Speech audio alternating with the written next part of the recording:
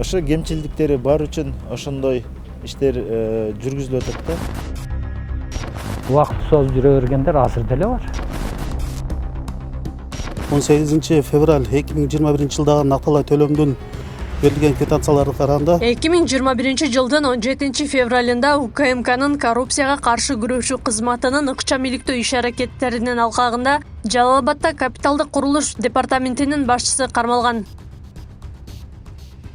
2018 жылдын январь айында Жалал Абад шаарынын мэриясынын капиталдык курулуш башкармалыгынын тендердик комиссиясы тарабынан Жалал Абад шаарынын көчөлөрүнүн биринин жол жээгин жана инфраструктурасын кеңейтүү, реконструкциялоо үчүн жеке компаниялардын бири жеңүүчү деп табылган. Ага шектүү материалдык артыкчылыктарды алуу боюнча өз кызыкчылыгын көздөп, техникалык көзөмөлдүн жооптуу адамдары жана жеке компания менен алдын ала бир бүтүмгө келип, курулуш иштеринин көлөмүн жана колдонулган курулуш материалдарынын баасын мыйзамсыз жогорулаткан.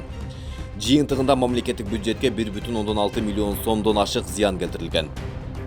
Жетекчи шектелип жаткан иш Жалал Абад шаарындагы 2018 жылы реконструкциядан өткөн Пушкин көчөсүнө байланышат. Мында шектелип жаткан жетекчинин курулуш материалдарынын баасын мыйзамсыз жогорулатканы айтылууда.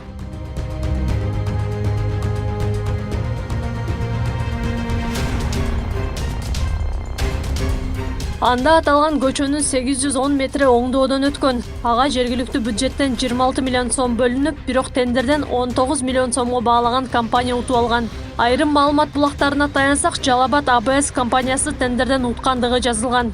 Ал эми курулуш департаментинин башчысы келтирилген зыянды төлөп, тергөө иштери бүткүчө үй камагына чыккан. өтүнмөдөгү материалдарга жана соттук отурумда аныкталган жагдайларга караганда шектүүнүн Кыргыз Республикасынын аймагында туруктуу жашаган жери бардыгын, анын инсандыгы аныкталгандыгын, ден соолугу начар экендигин, андан сырткары 3-группада майып экендигин жана 18 февраль 2021 жылдагы накталай төлөмдүн берилген квитанцияларды караганда 1,689,602 сом каражатын Кыргыз Республикасынын УКМКнын Жалал Абад областык боюнча башкармалыгынын эсебине төлөгөндүгү көрүнөт. Мен маалыматым бар, бирок чынын айтайын толук эмес.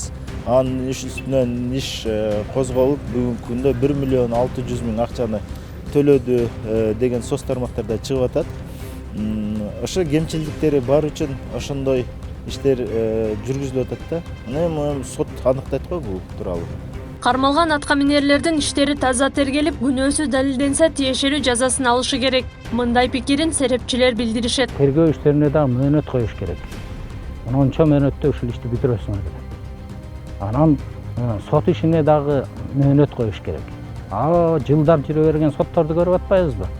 Ошого дагы мыйзамдык эмеде бир мөөнөттөрдү киргизип, ошондон ашык бияка чыгарып ийген болсо сот ошо тергеген киши дагы жазалатылган болуш керек, конечно. Анан эки жактан эмени күтүп убакыт созуп жүрө бергендер азыр деле бар. Ошентип акыркы бир ай ичинде Жалал Абад шаардык мэриясына караштуу эки мекеменин жетекчиси мамлекетке келтирген зыяны үчүн кармалды. Мындай көрүнүштөргө серепчилер баа берип, жетекчилер кезинде келтирген кемчиликтер үчүн мөөнөтүнө карабай жооп бериши керек деген пикирин айтышууда. Ал ортодо Жалал Абаддагы дагы бир катар курулуштар боюнча иш ачылып, буга чейин шаарды башкарып жүргөн айрым жетекчилер да жоопко тартылып калышы күтүлүүдө. Акылай Карабаева, Замирбек Тойчубаев, Регион.